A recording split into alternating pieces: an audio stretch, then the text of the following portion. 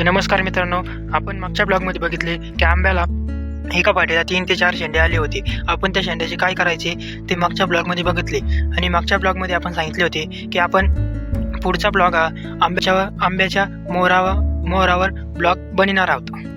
तर मी अपेक्षा करतो की तुम्ही मागचा ब्लॉग बघितला असेल.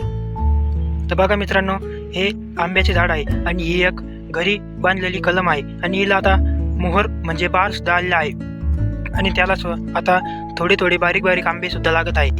तर बघा मित्रांनो, त्याला बार येऊन खूप दिवस आहे. तो बार काळा सुद्धा होत आहे. सकाळच्या धुळीमुळे हा बार काळा पडतो आणि त्याचे आंबे सुद्धा गळू लागतात.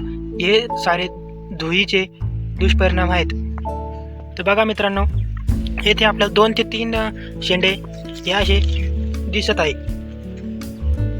आणि इकडे सुद्धा आपल्याला थोडासा बार आलेला आहे म्हणजे मोहर आलेला आहे आणि त्याला आपल्याला छोटे हे बघा हिरवे बारीक दिसत आहेत. ते आंबे सुद्धा लागलेले आहेत. तर बघा मित्रांनो, आणि इकडे सुद्धा आपल्याला हा एक मोहर आलेला आहे. त्याला आपल्याला आपण त्याला आंबे बघू शकतात. हा खूप छोटा मोहर आहे पण याला आंबे चांगले लागलेले आहेत. तर बघा मित्रांनो, आपण ह्या एवढ्या छोट्याशा आंब्यावर हे रोपटे, या छोट्याशा रोपट्याला सुद्धा आपण आंबे आणू शकतो. तुम्ही बघू शकता आणि आपण या आंब्याला आंबे आणले आहेत.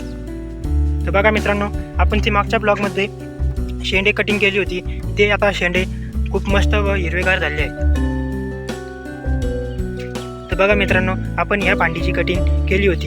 त्याचे शेंडे आता खूप हिरवेगार व डेरेदार झाले आहे आणि ते कटिंगवाला आंबा व मोहरावाला आंबा शेजारीच आहे.